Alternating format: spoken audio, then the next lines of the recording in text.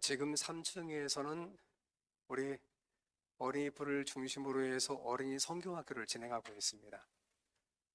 요 원래는 아이들 하나하나가 귀하죠. 과거만큼 자식을 많이 낳지 않지 않습니까?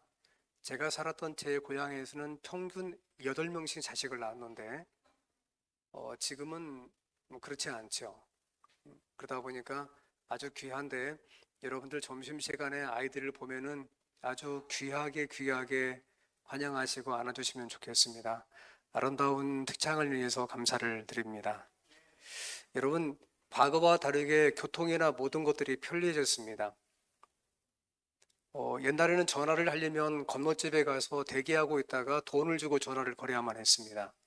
하지만 지금은 핸드폰이 있고 더군다나 이 핸드폰에서 얼마든지 전화 외에도 영상통화도 가능하고 모든 것들이 실시간으로 동시에 가능한 시대에 살고 있습니다. 그런데 그럼에도 불구하고 우리가 안식일 날 교회를 찾는 것은 과거에 비해서 그렇게 간단하지 않습니다. 안식일 아침마다 결심을 하셔야 되고요. 아마 어떤 분은 하나님의 교회당을 찾기 위하여 가정이나 어떤 데서 대단한 1차 전쟁을 하고 난 다음에 오는 분도 없지 않아 있을 수 있습니다. 하나님께서 여러분 모두에게 넉넉한 은혜를 주시기를 간절히 바랍니다. 성경 창세기 35장 1절로 5절의 말씀을 함께 보겠는데요. 제가 1절, 3절, 5절을 읽고 회중께서 2절과 4절을 읽으시면 되겠습니다. 1절, 하나님이 야곱에게 이르시되 일어나 베델로 올라가서 거기 거주하며 네가 네 형에서의 낯을 피하여 도망하던 때에 네가 너에게 나타났던 하나님께 거기서 제단을 쌓으라 하신지라.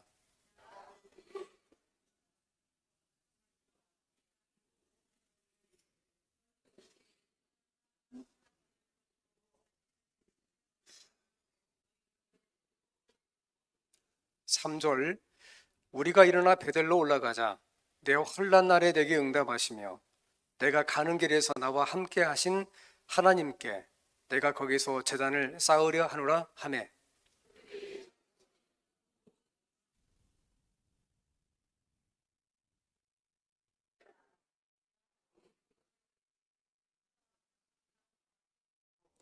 5절, 그들이 떠났으나 하나님이 그 사면 고울들로 크게 두려워하게 하셨으므로 야곱의 아들들을 추격하는 자가 없었더라. 여러분, 기억은 마음속의 정보입니다. 그래서 기억을 한다는 것은 내 마음속에 무엇을 집어넣어서 다시 꺼낸다는 거예요. 그런데 이 마음속의 정보는 실제 시각과 청각을 통해서 90%가 들어온다고 해요. 하지만 모든 정보를 다 기억할 수는 없습니다. 만약에 모든 정보를 다 기억할 수 있다면 그 사람은 천재인과 동시에 인생을 살 수가 없을 겁니다. 너무나 많은 것들이 들어가 있기 때문에. 정보 가운데 어떤 것은 남고 어떤 것은 지워집니다. 여러분, 그런데 말이에요. 예수를 믿는 사람들은 하나님을 기억하는 사람들이잖아요. 그죠? 그래서 하나님을 믿는 사람은 기억을 잘 정리하고 잘 관리해야 됩니다. 그렇지 않으면 기억이 잘못 저장되면 잘못된 기억이 현재를 살아가는 여러분의 삶에 엄청난 영향, 특별히 그릇된 태도를 가져올 수 있기 때문에 그렇습니다. 그래서 저는 오늘 주보의 요약도 말씀드린 것처럼 그리스도인은 하나님에 대한 기억을 어떻게 관리해야 되는가, 그리고 우리가 하나님에 대한 기억을 다르게 관리하게 되면 우리의 삶에 어떤 일이 일어날 것인가를 좀 본문을 통해서 말씀을 드리겠습니다. 여러분, 제가 지난주에 말씀드린 게 있어요. 야곱이 그 밧단 아람, 그러니까 하란에서 하나님의 말씀에 순종해서 고향으로 돌아가려고 할 때에 두 가지의 큰 어떤 장애물을 만나게 됩니다. 첫 번째는 하란에서 20년 살다가 고향으로 출발하려고 하니까 누가 막아요? 그의 외삼촌 누구? 라반이 막아요. 못 가게 잡아당기는 거예요. 보통 문제 아니에요. 거기에 모든 사업체가 있고 아이들은 거기서 학교를 다니고 있고요. 거기에서 모든 집도 모든 것들이 거기에 있단 말이에요. 그런데 하나님의 말씀에 순종하고 야곱이 자기 아내들과 함께 협의하고 난 다음에 출발하려고 하자 라반이 성경 말씀 보면 계속 잡아당깁니다. 이 사업체 어떻게 할 거야? 아이들은 학교 옮기는 거 보통 문제 아니야. 그리고 거기 간다고 사업이 잘 될 것만 같아? 천만의 말씀, 거기보단 여기가 훨씬 더 인구도 많고 인프라가 좋단 말이에요. 이런 말 들으면 쉽게 갈 수 있겠어요? 못 가겠어요? 쉽지 않아요.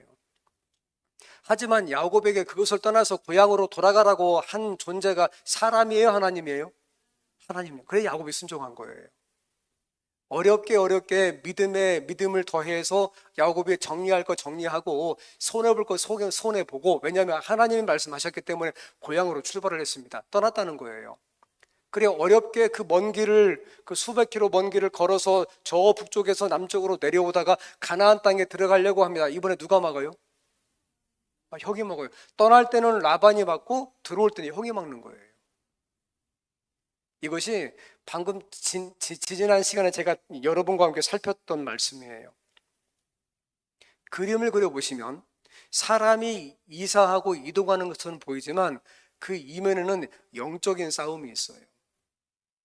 우리가 인생을 살아가다가 어떤 문제에 직면하잖아요.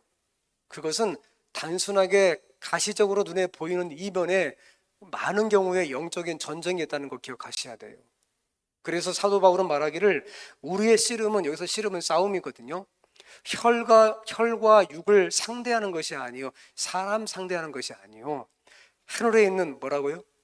악한 영들을 상대함이라. 우리의 원수는 가족과 이웃이 아니에요. 그들은 싸워야 될 대상이 아니고 사랑할 대상이죠.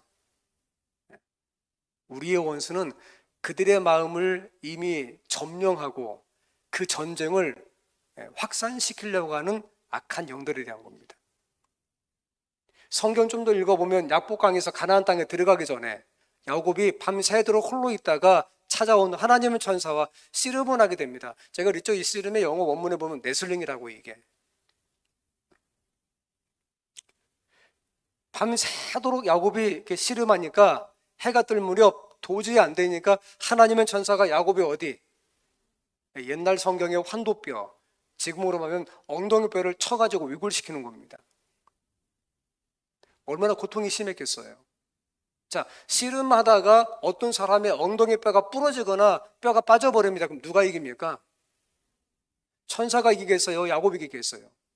천사가 이기죠. 근데 하나님은 말씀하십니다. 아니라고. 야곱이 이겼다고. 그러니까 이 장면을 보게 되면 이 장면은 단순하게 삿발을 매가지고 씨름하는 문제가 아닌 것 같아요. 그렇죠? 야곱이 계속 천사를 붙들고 늘어집니다. 이왕 가실 바에 나를 축복하고 가시라고.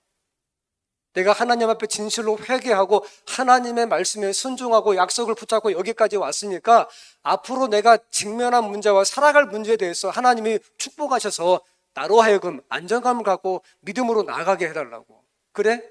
하나님의 천사가 뭐하고 떠납니까? 축복하고 떠납니다. 그리고 동시에 하나님께서 그날 밤 잠자고 있는 에서의 마음 가운데 꿈 속에 나타나서 다시는 누구 건들지 말라고, 야곱 건들지 말라고 말씀하시거든요. 그리고 아침이 되었습니다.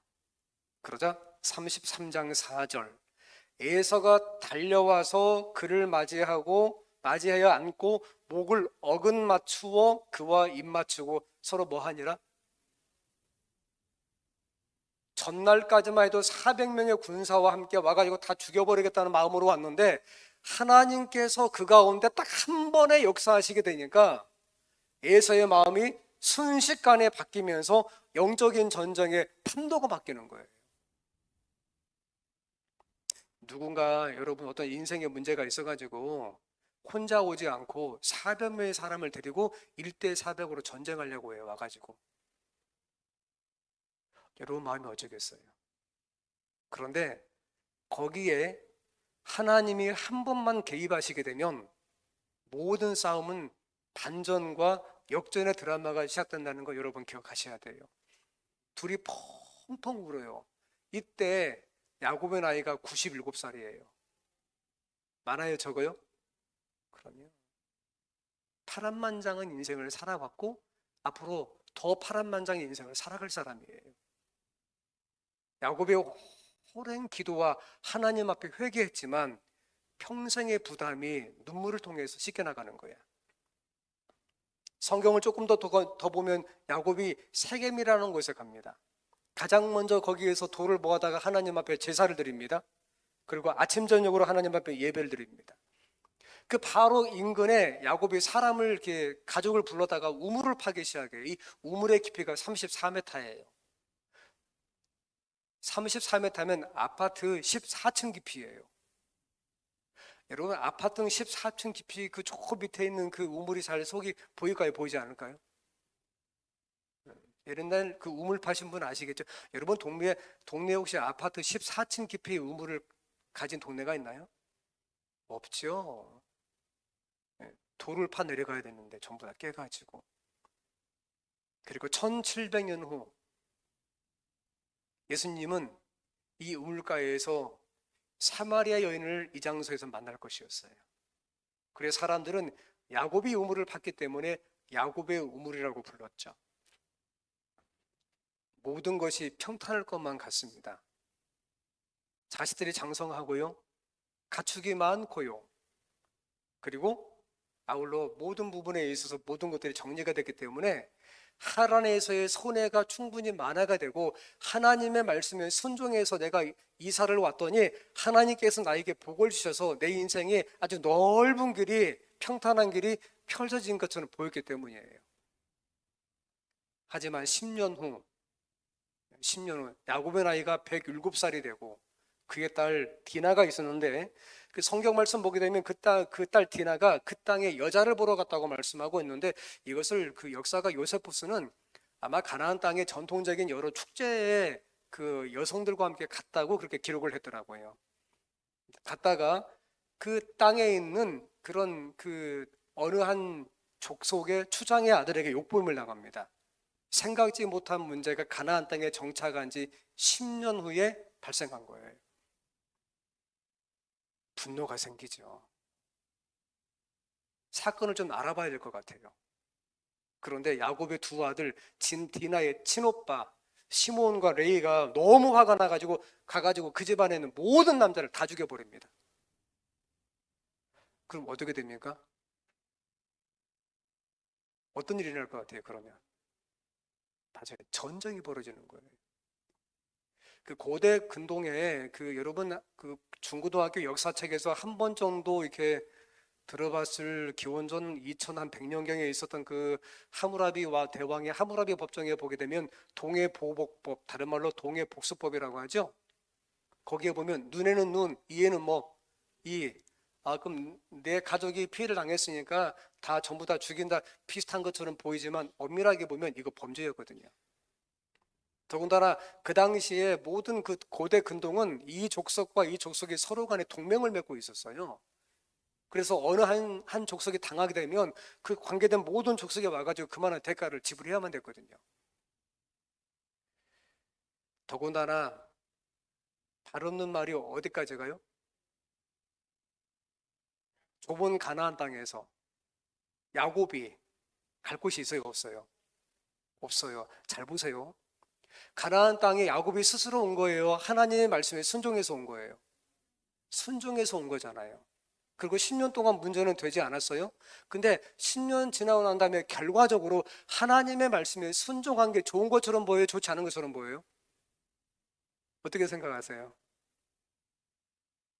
왜 답변하지 않으세요?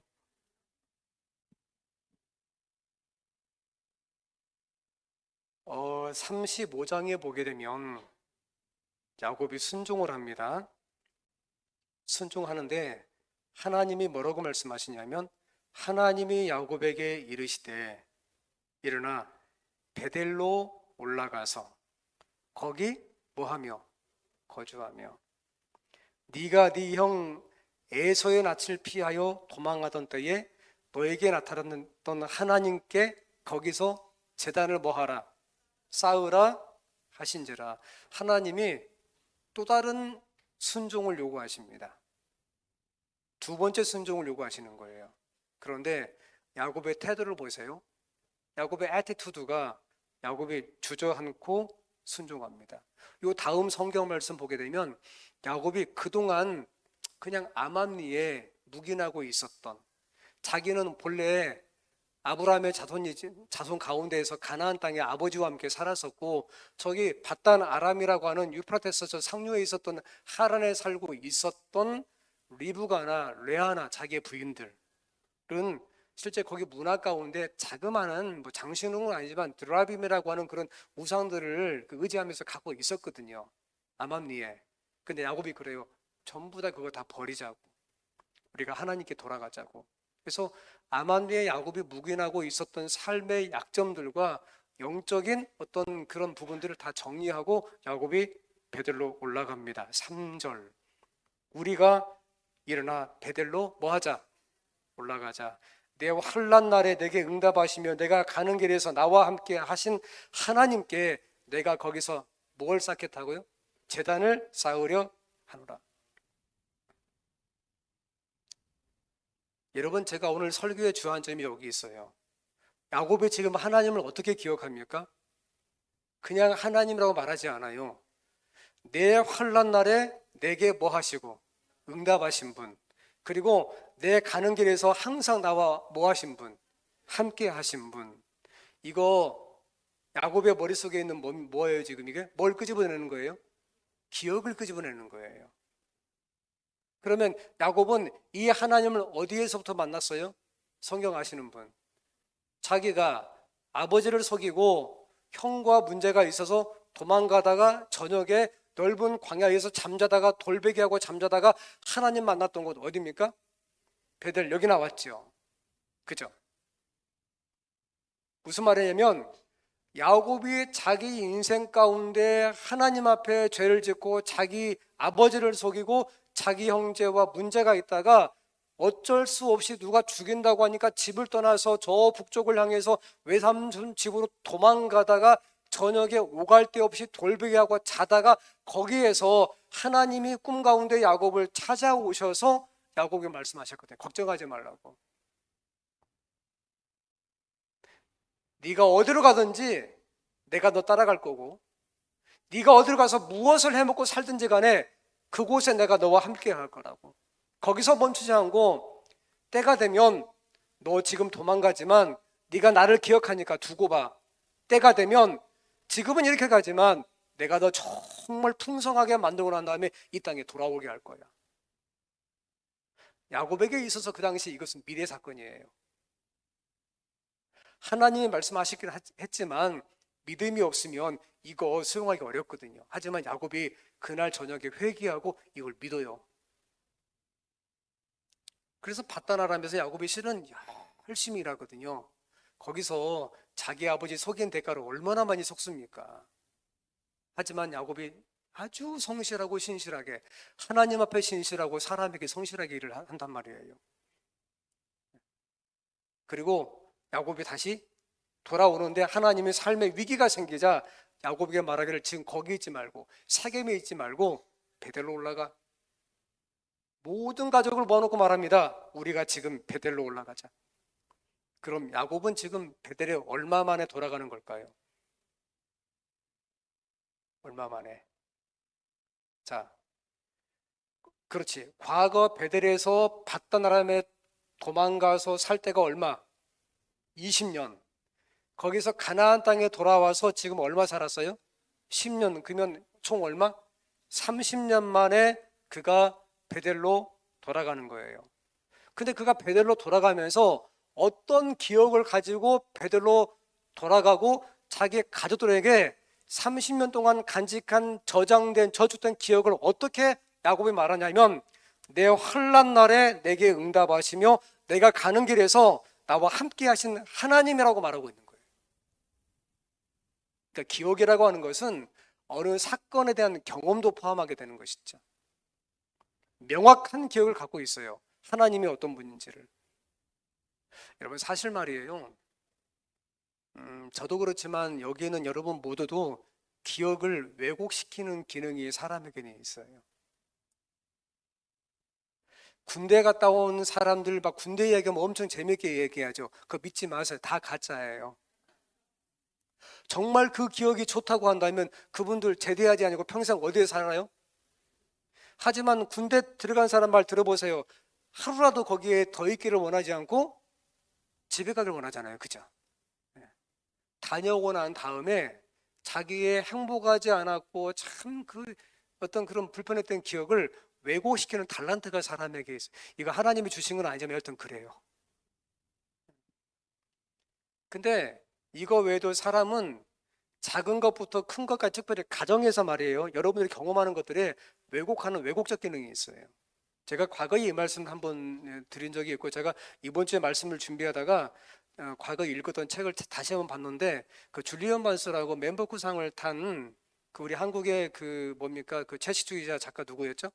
한강도 동일한 세계 3대 임금 맨버크상을 탔잖아요. 근데 줄리언 반스의 책 가운데 예감은 틀리지 않는다는 책이 있어요. 이게 실은 소설책인데요. 읽어보시면 아주 간단해요. 그냥 목차에 아무것도 없어요. 1부, 2부 이렇게만 써 있어요. 내용도 안 적혀 있고 요만큼 되는데 1인칭 화자 관점에서 어떤 이야기를 풀어가는 거예요. 근데 이 이야기의 주인공이 토니 웹스터라는 사람, 남자인데 이 사람이 70대를 바라보는 토니 웹스터가 이 친구에게, 이분에게 고등학교 때에 에이드리라는 친구가 있었어요. 친한 친구예요. 근데 고등학교를 졸업하고 그냥 서로 헤어집니다. 소식이 끊기는 거예요. 여러분 고등학교 졸업하면 서로 안 만나는 친구들 있잖아요. 토니는 대학에 가지고 베로니카라는 아주 아름다운 아가씨를 사귀었다가 중간에 문제가 있어서 대학을 졸업하기 전에 헤어집니다. 그리고 어느 날 시간이 흐르고 난 다음에 고등학교 친구인 에이드리언이 소식이 끊긴 친구가 토니에게 그 당시에 편지를 보내요. 그 내용이 뭐냐면 실은 말이야 토니야 네가 헤어진 베로니카와 내가 사랑에 빠졌다고 사귀게 되었다고. 여러분 이런 편지 받으면 어떨 것 같아요? 별 감흥이 있을 것 같아요? 없을 것 같아요? 기분이 나빠요? 지금도 미련이 있어요? 어쨌든 그럴 수 있죠. 토니가 이렇게 답장을 보냅니다. 토니의 답장. 잘 사귀어봐. 정말 괜찮은 아가씨야. 너하고 잘 어울릴 거야. 내가 두 사람을 정말 축복할 테니까 두 사람 정말 친구로서 잘 되기를 바란다 하고 편지를 보내고 또 소식이 끊깁니다. 그게 세월이 지나요. 세월이 지난 다음에 소식이 들려옵니다. 나이를 보고 가는데 글쎄 고등학교 친구인 에이드리언이 죽었다는 거예요. 건네드린 거예요. 그리고 또 세월이 지나갑니다. 정확하게 소설 속의 내용은 2부의 후반부에 가게 되면 40년 후, 그러니까 토니가 70 가까이 60 넘었겠죠. 40년 후 이번에는 나이가 든 베로니카의 엄마가 죽어요. 근데 엄마가 죽으면서 토니에게 500파운드의 현금과 편지 한 통을 유산으로 상속하고 죽습니다. 근데 이 500파운드를 제가 계산해 봤더니 한 90만 원 가까이 되더라고요. 그러니까 그 친구 엄마가, 아가씨 엄마가 90만 원의 현금과 편지 한 통을 상자에 집어넣어 가지고 수십 년 동안 소식이 끊긴 토니에게 상속을 하고 죽어요. 토니가 상자를 받아서 그 뚜껑을 엽니다. 그랬더니 거기에 정확하게 90만 원 현금, 그리고 베로니카의 엄마가 자기에게 보낸 편지가 들어있어요. 죽으면서 편지를 썼다고 생각을 한 거예요. 근데 편지를 뜯어보니까 그게 아니에요. 실은 그 편지는 40년 전에 자기가 고등학교 친구 에이드리언에게 보낸 편지의 원본을 거기에 담아서 보내온 거예요. 40년 전 편지인 겁니다. 그래, 잘 되기를 바래. 정말 괜찮은 아가씨야. 그 편지 내용이에요. 40년 만에 편지가 돌아온 겁니다. 근데 토니가 편지를 보면서 충격을 받아요. 내용이 이런 내용이었거든요. 제가 약간 옮겨왔어요. 에이드리언과 베로니카, 서로에게 한없이 빠져든 나머지 서로에게 해가 되는 일도 영원히 지속되길, 내가 너희를 소개해준 나를 저주하게 되길, 너희에게 계절 인사를 보낸다. 그리고 기원컨대 함께 기름 부음 받은 너희 머리통에 산성비가 쏟아지기를 빈다. 축복의 편지입니까? 토니는 40년 동안 어떤 기억을 갖고 있어요? 나는 쿨하게 두 사람을 뭐 한 거예요? 내가 축복한 거예요. 근데 편지 원본이 40년 만에 돌아와서 보니까 축복한 거예요? 저주한 거예요? 편지는 처음부터 마지막까지 온통 저주가 가득했어요. 이 편지에 대해서 줄리언 만슨은 이렇게 분석합니다. 자기 동일한 책에서 우리의 기억은, 아니 우리가 기억한다고 믿어 의심치 않는 것은 얼마나 자주 우리를 기만하고 농락하는가. 여러분과 제가 갖고 있는 기억이 온전하지 않다는 거예요. 내 기억이 맞다고 100% 주장할 수 없다는 거예요. 왜냐하면 여러분, 아담 이후에 에덴 동산을 떠나서 그 죄성, 우리가 죄성을 한국말로 번역할 때 죄의 특성 또는 죄의 본성이라고 다 교차 번역하는데요. 이 죄성, 유전자로 가지고 있는 죄성을 갖고 있는 사람들은 앞서 제가 말씀드린 것처럼 왜곡하는 능력을 갖고 있어요. 조금만 분리하면 왜곡시키는 거예요. 이게 사람은 어떤 사건을 목격하거나 어떤 상황 가운데 내가 노출되어 있을 때에 그것을 목격하고 바라보면서 그걸 그대로 우리의 머릿속에 저장하지 않아요. 그런 사람 없어요, 세상에. 어떻게 하냐면 내가 가지고 있는 관심의 척도, 사람마다 다 잣대가 틀린 겁니다. 내가 가지고 있는 관점에서 목격한 사건을 내가 가지고 있는 능력을 통해서 내 스스로 해석하는 거예요. 해석한 걸 내 머릿속에 저장하는 거예요. 그러니까 동일한 사건을 바라보면서도 서로 기억하는 게 같아요, 달라요? 그래서 다른 거예요. 여러분, 이 본문의 주인공 야곱은 얼마든지 자기가 처한 과거의 사건을 왜곡할 수 있었어요. 타임도 기가 막혔죠. 내가 형의 축복을 가로챈 것은 그거 성경 말씀 보라고, 앞서서 하나님이 예언하신 거라고, 하나님의 뜻이라고, 내가 한 거 아니라고, 하나님 뜻에 순종해서 내가 한 것이라고 잡아들 수 있었고요. 내가 형의 팥죽 한 그릇에서 장자권을 판 것은 잘 생각해 보라고, 정당한 거래였다고, 나는 분명히 팥죽 한 그릇을 팔았고 그리고 그 대가로 장자권을 받은 것이라고 주장할 수 있었습니다. 나는 억울한 사람이라고, 진짜 패자는 누구라고요? 나라고. 하지만 내가 사람이 좋아서 멀리 도망가서 20년 동안 내가 타국에서 정말 고생하면서 살았고 내 어머니가 죽을 때 나 집에 돌아오지도 못했지 않냐고, 아무도 나에게 엄마 죽었다고 말하지 않았지 않냐고 하면서 오히려 원통하면서 공격할 수 있었어요. 하지만 성경 보세요. 야곱이 그렇지 않아요. 영감의 기별을 제가 조금 읽어드리면, 그는 베델에서 깊은 겸비로 눈물을 흘리며 자신의 죄를 자복하고, 이건 부지와 선지자 183쪽이 기록했더라고요. 사탄이 죄책감에 억눌리게 함으로 그를 낙담시키려 하였으나 야곱은 외면당하지 않을 것이었다. 이건 201쪽에 남아있더라고요. 어떻게 이것이 가능할까? 여러분과 제 인생 가운데에서 우리가 가정을 꾸리고 자식을 낳거나 아니면 부모님과 함께 살아가잖아요. 어떻게 우리 인생 가운데에서 이 기억을 바르게 할 수 있을까? 하나님에 대한 바른 걸 갖고 있는 것이 얼마나 내 인생에 중요하고 어떤 영향을 미치는 걸까? 우리가 성경을 조금 더 보면 30년 전에 보면은 창세기 28장에서 야곱이 그날 밤 도망가면서 야곱이 아침에 일찍 일어나 베개로 삼았던 돌을 가져다가 기둥을 세우고, 그러니까 자기가 베었던 돌을 가져다가 기둥을 세웠다고 봤을 때 돌은 큰 돌은 아니겠죠. 그죠? 기둥을 세우고 그 위에 뭘 붓고? 기름을 붓고, 그곳 이름을 뭐라고 했다? 베델. 무슨 뜻이에요?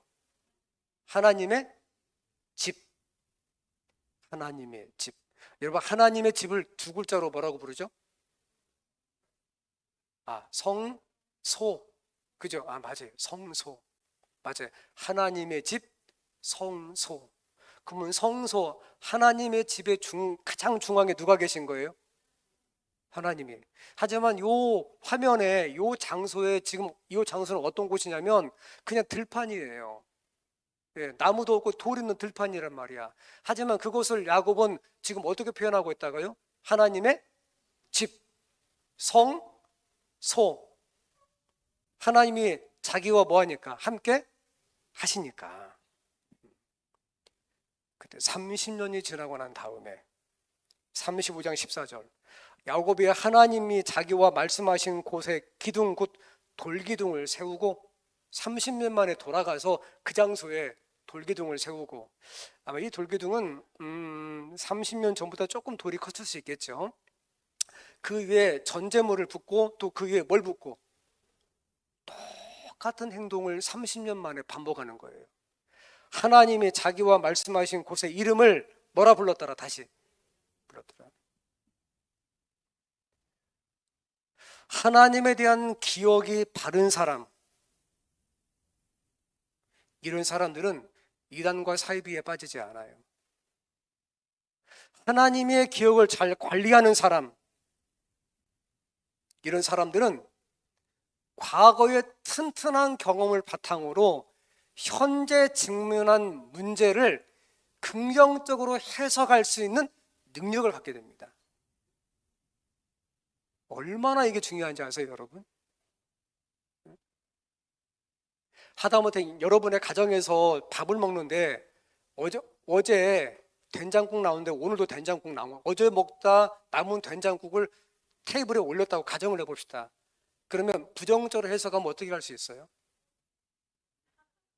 그렇지. 뭐라고요? 누가 말했어요? 또 뭐야?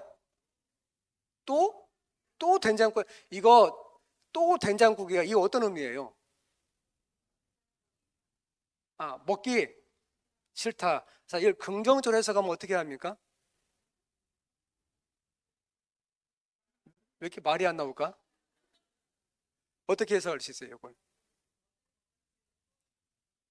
어제 맛있는데 오늘 또 맛있는 게 남아있네. 어때요? 동일한 문제예요. 작은 거야. 하지만 앞서 제가 말씀드린 것처럼 하나님에 대한 바른 기억의 어떤 창고에 이런 것들이 분명한 사람들은 생각 좀 해보세요. 이게 아니 긍정적으로 해석할 수 있는 능력을 가진 게 이게 엄청난 거라고. 이게 야곱이 30년 만에 돌아와서 동일한 곳에 기둥을 세우고 동일한 곳에 기름을 붓고 정말 잘 기억된 그 관리된 기억을 바탕으로 하나님께 그가 예배하는 겁니다. 이거 어떻게 가능할까? 그럼 우리 삶 속에서 아주 간단해요. 다른 걸 갖고 있지 않아요. 우리가 아는 거예요. 하나님을 진실로 영접하면 자연스럽게 되는 거예요. 이게 어떻게 진행되냐면 우리의 마음 속에 있는 내면 세계에 흐트러진 질서가 정리가 되면서 마치 가정에서 그 아이들 한 3명 키우면 그 거실에 온통 난리잖아요. 그죠? 그런데 엄마가 쑥 한번 지나가면 정리가 되죠. 물론 정리가 안 되는 집이 있어요. 그죠? 그런 집은 그냥 그 집이에요? 아니에요? 절대 아니에요. 여러분 아니랍니다. 아시겠죠? 내면 세계 질서가 정리가 되는 거예요. 창세기 1장 2절 뭐라고 말씀하십니까? 땅이 혼돈하고 공허하며 그랬죠. 땅이 혼돈하고 공허하며를 그 주석이 어떻게 해석했습니까? 무질서하다고, 정리되지 않은 상태라고 말씀하고 있어요. 동일한 창세기 1장 2절 말씀을 고린도에서 그 후서에 가게 되면 4장 그 3절 4절 5절 6절에 뭐라고 말씀하십니까? 어두운 곳에서 빛이 있으라 하신 하나님께서 우리 마음에 어떻게 해요? 하나님만은 영광의 빛을 뭐 했다고? 비추었다고. 동일하게 창세기 1장 넘어가게 되면 창세기 1장 3절 하나님이 이르시되 빛이 있으라 하심에 뭐가 있었고? 하나님의 빛, 하나님께서 우리 마음 가운데 임하시게 되면, 가시적으로 하나님의 말씀이 우리 마음 가운데 들어오게 되면 혼돈했던 정신 상태와 삶의 문제와 무질서가, 내면 세계가 정리가 된다니까요. 예. 정리가 되면서, 어떻게 정리가 되냐면 바르게 정리가 되면서 우선순위도 함께 정리가 되는 거예요. 이게 우선순위가 함께 정리가 되면 제일 첫 번째 자리에 누가 계시게 돼요? 그러면 그때에 하나님의 은혜 따라서 우리가 어떤 사건에 대해서 긍정적으로 해석할 수 있는 능력도 따라오게 되는 거죠. 어려운 게 아니라고요. 진실로 서 있는 거예요. 내가 코람되고 하나님 앞에 서서 한 주간을 살아갈 것처럼 실제 그렇게 하나님을 만나는 것이죠. 여러분, 이런 이야기가 성경에 얼마나 많은지 몰라요. 제가 시간상 다 말씀드릴 수 없지만 그 사무엘상 17장에 가게 되면 이스라엘과 그 블레셋이 엘라 골짜기에서 싸웁니다. 그때 블레셋에서 굉장히 큰 덩치가 큰 장군이 나와요. 누구죠? 골리앗입니다. 근데 골리앗이 나와가지고 싸움을 거는데 이쪽에서 나갈 사람이 있어요, 없어요? 없어요. 나가면 뭐하니까? 죽으니까. 성경은 골리앗을 이렇게 말합니다. 블레셋 사람들의 진영에서 싸움을 도두는 자가 왔는데 그 이름은 골리앗이요, 가드 사람이라. 그의 키는 6규빗 한 뼘이요 295cm. 그의 갑옷 무게는 놋 5,000세겔이며 57kg. 근 3m 되는 거인이 57kg의 옷을 입고 수십 킬로의 창을 들고 나온 거예요. 지금 40일 동안 아침 저녁으로 와가지고 싸움을 거는데 나가는 사람이 있어요, 없어요? 있어요, 없어요? 없는 거야. 이게 그 사기가 어떻게 될까요? 그러지요. 이때 아버지의 말씀 따라서 형을 만나러 갔던 다윗이 그 광경을 목격하고 해석하기 시작해요. 어떻게 해석하냐? 자기가 과거의 기억의 창고에 저축되었던, 저장했던 정보를 바탕으로 지금 상황을 주관적으로 해석하기 시작한다고. 그러면서 다윗이 어떻게 이걸 해석하냐면 이렇게 해석합니다. 다윗이 이르되 여호와께서 나를 사자의 발톱과 곰의 발톱에서 건져내셨은즉, 기억의 창고에 있는 거죠. 나를 이 블레셋 사람의 손에서도 뭐 하겠다고? 건져내시겠다고. 그래 나가서 이기는 거예요. 여러분, 그러니까 다윗처럼 하나님을 경험하고 싶고 야곱처럼 바른 기억의 창고를 갖고 싶다면 여러분, 하나님 앞에 바로 서는 거예요. 이게 정말 중요한 겁니다. 한 가지 더 말씀드리게 되면, 먼저 하나님이 거하실 공간을 여러분의 삶 속에 확보하셔야 돼요.